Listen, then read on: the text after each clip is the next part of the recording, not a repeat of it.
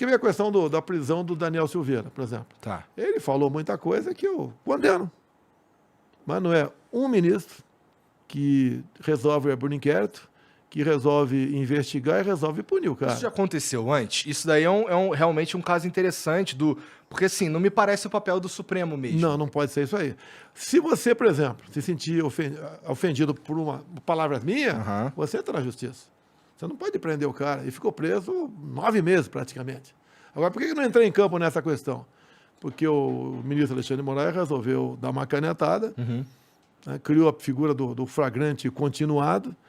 Nunca fiz na minha vida, nem para traficante. A Polícia Federal foi na casa dele à meia-noite.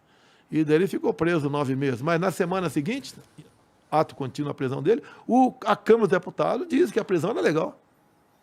E se eu fizesse qualquer coisa, eu estaria não agindo contra o Alexandre de Moraes, mas contra o Poder Legislativo. Daí fiquei na minha. Eu imagino que tenha sido porque o Daniel, ele segundo o STF, ele fez ataques diretos ao STF, né? E aparentemente Sim, mas o que é liberdade de expressão, meu Deus do céu?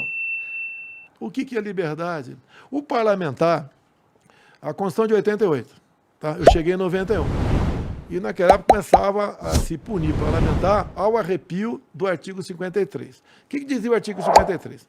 Deputados e senadores são invioláveis por palavras, opiniões e votos. Daí o pessoal, quando existia esses ataques, né? Não, palavras, opiniões e votos, mas tem que ter um limite. Liberdade com responsabilidade. O que o Congresso fez em 2001? Botou um pronome quaisquer. Deputados e senadores são invioláveis, civil e penalmente, por quaisquer palavras, opiniões e votos. O que é quaisquer? Eu posso xingar você do que eu quiser. Você pode entrar na justiça, calúnia, difamação, né? Mas prender nunca. E aconteceu exatamente isso. Tanto é que, quando saiu da esfera do Supremo, quando o Daniel foi condenado pelo Supremo Tribunal Federal por palavras, a 9 anos de cadeia, a começando em regime fechado, em menos de 24 horas eu concedi a graça, né? O indulto. Foi uma grande polêmica também. Mas era legal. Tive gente contrário, porque muitas coisas eu decido com quem de direito. Se eu começar a conversar com 3, 4 pessoas, vaza.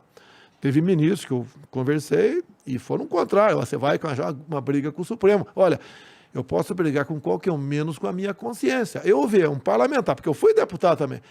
E tem muita coisa que eu batia no passado como parlamentar e outros poderes também. Tá? É a nossa liberdade. Você no Congresso, você pode entrar com um projeto para qualquer coisa. Para qualquer coisa. Você inventa lá, eu quero que no Brasil aqui o regime seja tal, paredão para quem não sabe. Você pode entrar com o projeto. O parlamentar, aquela pessoa que tem o direito, né, pelo artigo 53 da Constituição, defender o que bem entender. E ponto final. Se ele fez besteira ao longo do seu mandato, que não seja reeleito lá na frente. Então, errou, no meu entender, o Supremo. Tá? Errou o parlamento, no meu entender, quando, por ampla maioria, resolveu manter o Daniel preso, e ninguém sabia quando ele ia sair da cadeia. E depois eu fiz a minha parte. Vamos botar ele no seu lugar. Porque um poder não é melhor do que o outro. E a questão da liberdade de expressão é sagrada. Você pode ver, há poucas semanas, se votou uma urgência de um projeto em Brasília, eu entrei em campo contra a urgência. E quase ela foi aprovada, querendo aqui criar uma lei sobre fake news. O que é fake news? Bom, isso é uma questão complicadíssima. Sim. Mesmo, porque eu tenho medo de dar a um burocrata o poder de dizer o que é verdade e o que é mentira. Mas eu entendo também que existem notícias. Assim, eu já vi, e eu não estou falando que foi o senhor, por exemplo, que pôs para frente, mas eu já vi notícias que elas são só essencialmente falsas, e tanto a favor do senhor quanto a favor do Lula já vi que existe alguém se beneficiando desse tipo de coisa, de fake news mesmo. Eu não sei como faz para resolver. Tenho certeza que fake news não é um fenômeno de 2022, ele é um fenômeno antigo, na verdade, mas que era difundido com um pouco mais de dificuldade, hoje com o WhatsApp e tal, o Twitter, é tudo muito mais fácil. Olha só, o que faz um jornal, uma televisão crescer? É informação precisa e verdadeira. Se começar a mentir, ela entra em decadência rapidamente. As minhas mídias sociais, que são operadas pelo meu filho Carlos Bolsonaro, são as que mais interagem no mundo. É o senhor que responde lá com a mãozinha, não? Não, de vez em quando sou eu, de vez em quando a gente conversa rapidamente e vai. Tá, não, isso não dá, tá certo, não vai. Então, essas mídias sociais, hoje em dia, elas recalcaram bastante as mídias tradicionais. Sim. Você pode ver. Eu falei que me elegi vereador em 88. Naquele tempo não existia telefone celular. Não existia mídias sociais. Então, uma matéria numa página qualquer, de um jornal, o Globo, por exemplo, te derrubava na tua campanha. A imprensa derrubava presidente da República.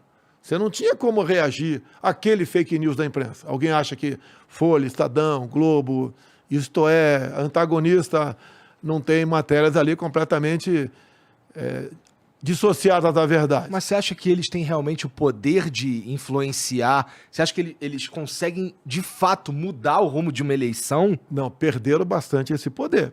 Tá. Tanto é que durante a minha campanha, você via eu sendo acusado de misógino, de racista, de fascista, tá? De não gostar de nordestino, tá? De ser ditador.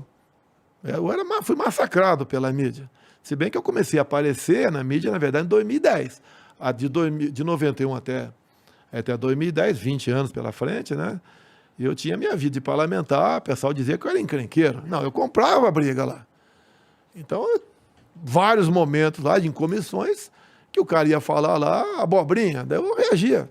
Até porque quando eu cheguei, capitão do Exército, tá, tinha lá dezenas de parlamentares que haviam sido anistiados há pouco tempo e chegaram lá para mostrar a verdade deles. Daí viram um capitão pela frente e, opa, vamos pegar esse cara aí. Só que se deram mal, tá? Porque tinha contrapartida. O que foi o regime militar? Tem prós e contras. Não tem nenhum regime perfeito.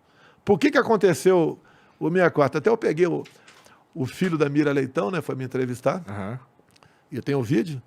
Daí eu perguntei para ele, quando é que houve a Revolução? Ele respondeu, 1º de março. Eu falei, não foi 1º de março.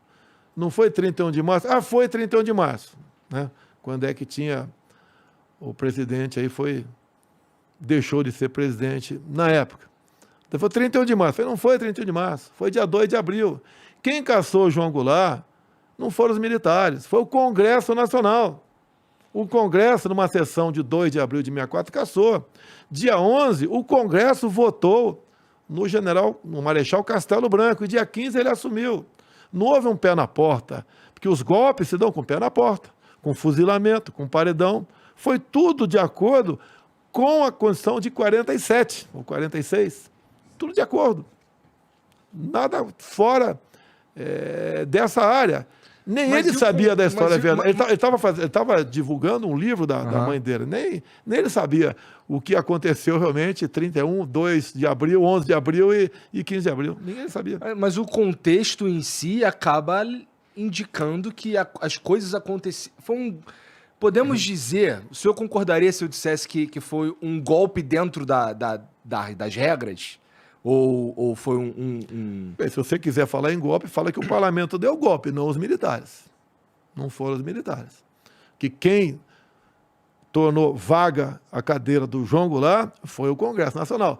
E tanto é verdade que em 2013, olha só, em 2013, o PSOL entra com um projeto de decreto legislativo, um projeto de lei, anulando a sessão de 2 de abril de 64.